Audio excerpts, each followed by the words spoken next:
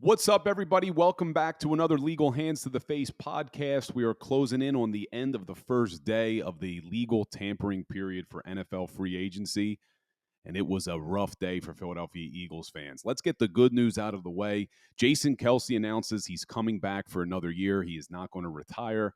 That was pretty anticipated. I would have been shocked if Kelce would have retired.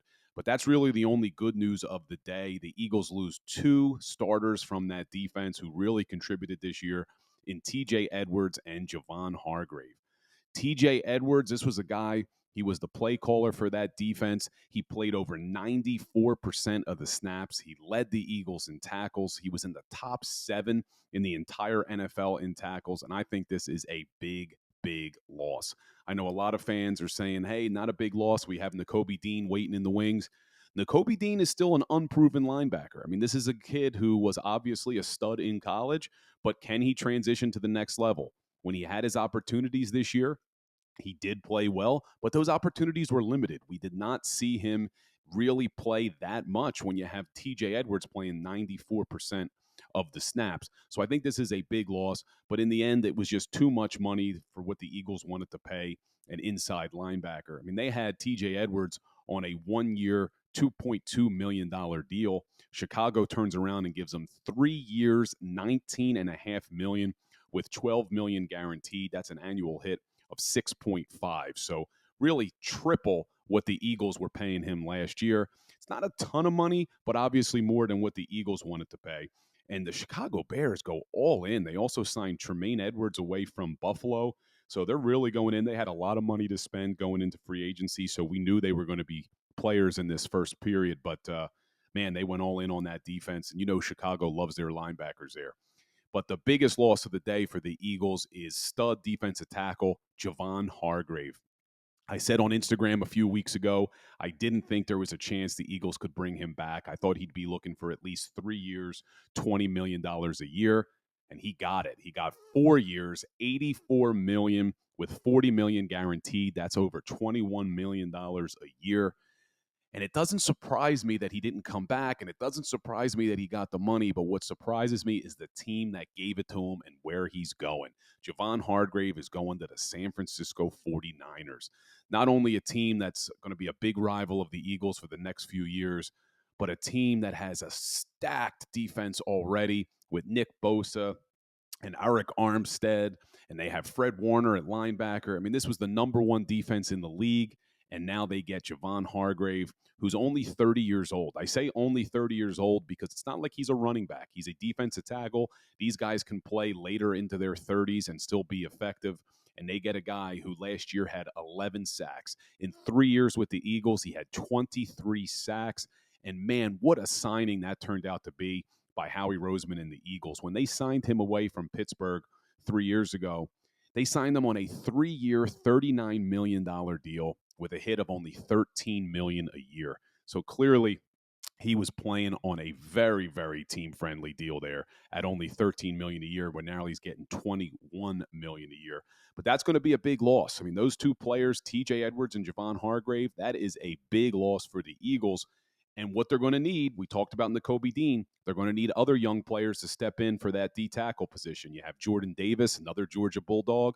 You have Milton Williams, who's going to be entering into his 3rd season, who's played well when he's had opportunities. Those guys have to really step up. And, you know, I don't know what else the Eagles are going to do. Are they going to re-sign Fletcher Cox? Are they going to bring back any of those other free agents? I don't think they bring that back, Ndamukong Suh or Linval Joseph, in light of the fact that those guys were late additions. Clearly, they're not bringing back Robert Quinn, but they'll still have a pretty solid defensive line. They re-signed Brandon Graham. You still have Hassan Reddick, who should have been in the Defensive Player of the Year conversation. You'll have Milton Williams, Jordan Davis. Maybe you bring back Fletcher Cox. So we will see what else they do if they draft any D linemen. You know, there's been a lot of talk. Hopefully, Jalen Carter falls to them at 10. I'd be shocked if Carter got past the Chicago Bears at 9. But there's things that they can do. There's certainly things that they can do. You know, and look, as Eagles fans, it's so easy to get so worked up. I mean, I'm guilty of it too. You get so upset when you see some of your stud players, guys that you became really attached to this season, going elsewhere, and it doesn't look like the Eagles are in any of the conversations for other moves. but we all got to take a breath. We all have to take a breath. You look at this Eagles team from last season, and it was one of the best rosters I think Howie Roseman has ever assembled. And if you look at it, at when some of these key pieces were added, none of them were added on the first day of free agency. None of them. I mean, you look at, they bring in A.J. Brown. Well, that happened in a draft day trade in April.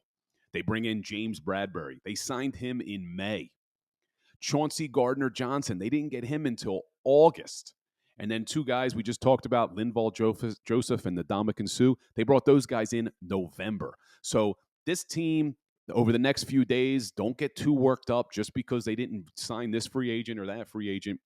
The regular season is a long way away, and we know Howie Roseman loves to do things and make changes, especially around draft time. So let's all be patient and have, in Howie we trust, is what I like to say, right? In Howie we trust. Let's hope he can make some moves and work his magic.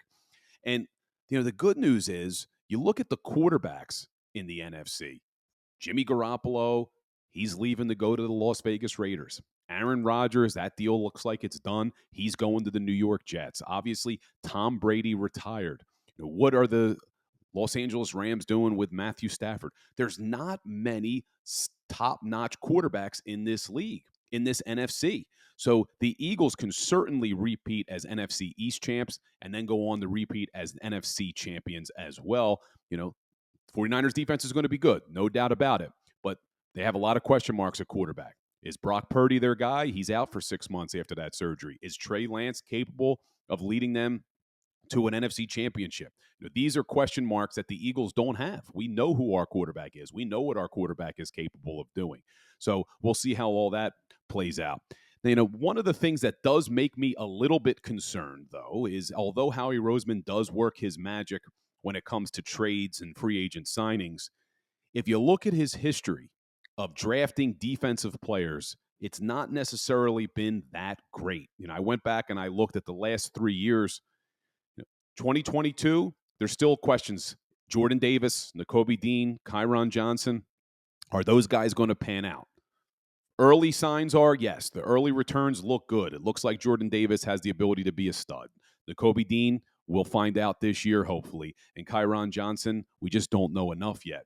But if you look at his 2021 and 2020 drafts from the defensive side of the ball, it makes you pause. It makes you pause. Obviously, they drafted Milton Williams in 2021 in the third round.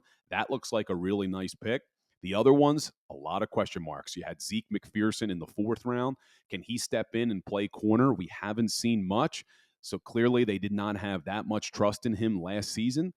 Now, it also could be there was two all-pro players in front of him with James Bradbury and Darius Slay. But Zeke McPherson is a guy that there's still a lot of question marks on. Marlon Tuipulotu, what can he do? What can he do? Teron Jackson, he's still on the practice squad. Jacoby Stevens, they drafted him in the 6th round. He's no longer on the team. Patrick Johnson, drafted in the 7th round. What can he do? I mean, there's question marks. These guys have not taken that leap to contribute yet. I think, I'm excited for Milton Williams. I'm excited for Zeke McPherson. But then after that, a lot of question marks. And if you look at the 2020 draft, a ton of swing and misses. You had Davion Taylor they took in the 3rd round. This is a guy who should be contributing by now. He's on their practice squad. You have Kevon Wallace, who a lot of people were excited about because he was coming out of Clemson. And we know the last time we got a guy from Clemson to play safety, all-time legend Brian Dawkins. But Kevon Wallace didn't have a great year. In fact, he got beat by an undrafted free agent with Reed Blankenship. Then you have Sean Bradley taken in the 6th round. He really hasn't contributed. Then there was another guy, Casey Toohill, they took in the 7th round. Well, he's on the Commanders now. So I am concerned about Howie Roseman's ability to draft defensive players. Like I said, it's not all about the draft. You can trade, you can sign free agents, but the best way to build a roster is through the draft because you got these guys on their rookie deals. And with them having to pay Jalen Hurts soon, they're going to need young players to contribute who are not making a ton of money. And I don't necessarily have a lot of faith in Roseman when it comes to the draft, but we will see. I'm giving him credit. I think his 2022 draft was a really good one. I'm excited about Jordan Davis. I'm excited about Nakobe Dean. But we'll see what he does this year. He's got 2 first-round picks. They're drafting number 10. They're drafting number 30. We'll talk more about the draft as it gets closer and who we'd like to see, but they're going to need some playmakers on that defensive side of the ball. But, again, a positive here is the Eagles' offense is just so darn good. There's so much talent on that offensive side of the ball. And with Kelce coming back, it gives you some flexibility. Isaac Sayamala at guard is a free agent. If Kelce didn't come back, you would have needed Cam Jurgens to step in to take over that center position. Well, with Kelce coming back, Jurgens can slide over to guard, and you may be able to let Sayamala walk if he's looking for too much money, which I think he's going to. I mean, you look at some of the deals that are already in place for free agent guards. Sayamala's probably getting a ton of money, but you can let him walk. You could let Cam Jurgens step in and solidify that guard position, and now you should have a really solid offensive line again. You'd have Mailata at tackle. You'd have Landon Dickerson at left guard, Jason Kelce at center, and then you'd have Cam Jurgens at right guard with future Hall of Famer, in my opinion, Lane Johnson at right tackle. So there's a lot of positives there, and if they can score points, their defense doesn't necessarily have to be as lights out as it was this year, especially in a weak NFC as it pertains to quarterbacks. There just really aren't that many good quarterbacks. They don't have to worry about Patrick Mahomes and Josh Allen and Joe Burrow and Aaron Rodgers and Lamar Jackson. I mean, these guys are all in the AFC. Big question mark, though. Lamar Jackson. Do the Washington Commanders do they make a move? Do they try to sign him away from the Ravens? So the early reports are nobody's going to make him an offer. Lamar Jackson was given the non-exclusive franchise tag, so teams could try to make him an offer. And if the Ravens don't match it, that team gets Lamar Jackson. There's been some rumors that the Commanders would do that, but we will see. But guys, stay tuned. Again, if you like what you're hearing, we're all over the place. We're on Instagram, Facebook, YouTube, Twitter, TikTok. We post daily content to all those platforms. Be sure to like, subscribe, follow, share. Leave us your comments, anything you want us to talk about. And like I said before on other podcasts, you can always shoot me an email, bill@legalhandstotheface. But we're going to keep coming every single day as this free agency that NFL never stops. I mean, it's the offseason, but it really never stops. We got free agency this week. We'll have the draft next month, and then we'll be right into hopefully mini camp and training camp. And man, I know you guys love it. I love it too. Talk to you soon.